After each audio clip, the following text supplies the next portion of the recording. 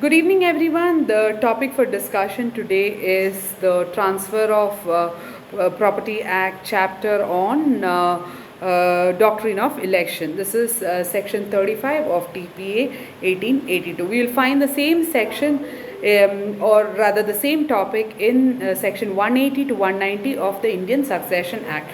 Now, to understand this topic better, it's very important for us to understand what election means. Election is nothing but a choice between two alternative or conflicting rights, granting two rights in such a way that one is higher than the other. You can choose either of them. You cannot have both. The applicant cannot use both. The recipient must also choose between the two inconsistencies or alternative rights. Now, to understand this better, I would also like to quote an illustration.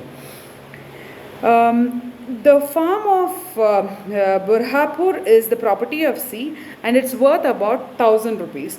A, by an instrument of gift, professes to transfer it to B, giving by the same instrument rupees 2,000 to C. C elects to retain the farm. He forfeits the gift of 2,000 rupees. But here we also have to understand that in the same case, A dies before the election. His representative must ensure that he meets out the amount of 1,000 rupees to B. So that is something that has to be taken care of. Now, there is another illustration that I would like to quote. A transfers to B an estate to which C is entitled, and as part of the same transaction gives C a coal mine.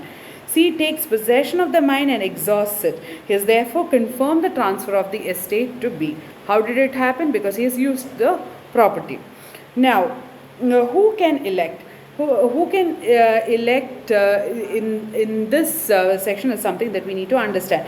A person getting some benefit in lieu of losing something can elect. Underlying principles of the doctrine, the person taking the benefit must also bear the burden of having used the benefit. The donee shall not be allowed to approbate and reprobate. If he approbates, he shall do all in his favor to confirm the same. No one can blow hot or cold in the same breath. The doctrine of election was stated by Methald in the following words: he who accepts a benefit under a will or deed or any other instrument must adopt the whole content of the instruction, conform to all its provisions, and renounce all the rights that are inconsistent with it. Now, if you look at the English law, the case laws that we could look at would be Cardington versus Cardington, then Cooper versus Cooper. And what are the conditions of this doctrine? To attract section 35, the following conditions must be satisfied. There must be a transfer of property. The transferee has to transfer the property of which he is not a real owner or has no authority to transfer. The transferor should confer some benefit upon the owner of the property which he professes to dispose of. Disposal and conferment of benefit must be a part of the same transaction. The benefit must be conferred directly on him. The beneficiary should have an independent prior right. Now, we also have to understand that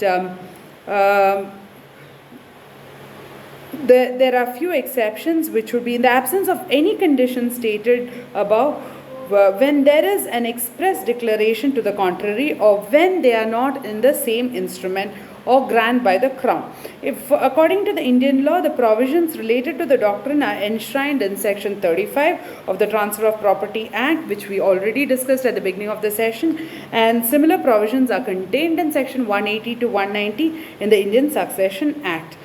To give an Indian example, Master Dhanpati versus Devi Prasad and others, the law pertaining to election is set out in section 35(1) of the Transfer of Property Act.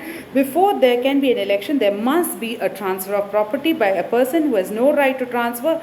As a part of the same transaction, he must confer some benefit on the owner of the property. Such owner must elect either to confirm such transaction or to dissent from it.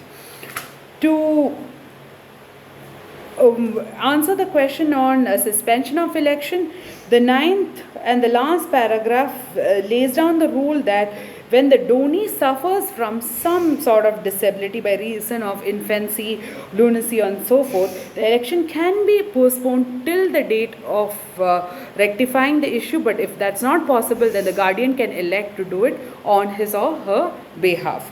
We could also understand that a minor or insane person or an insolvent is legally disabled or incompetent to contract here. So that's all that we have discussed in a nutshell. I would still ask you to go back and check the textbook or the references to understand this topic better. Thank you very much, and I hope I have been able to convey few factors from a student point of view. My name is Bindu Zachariah George. Thank you again.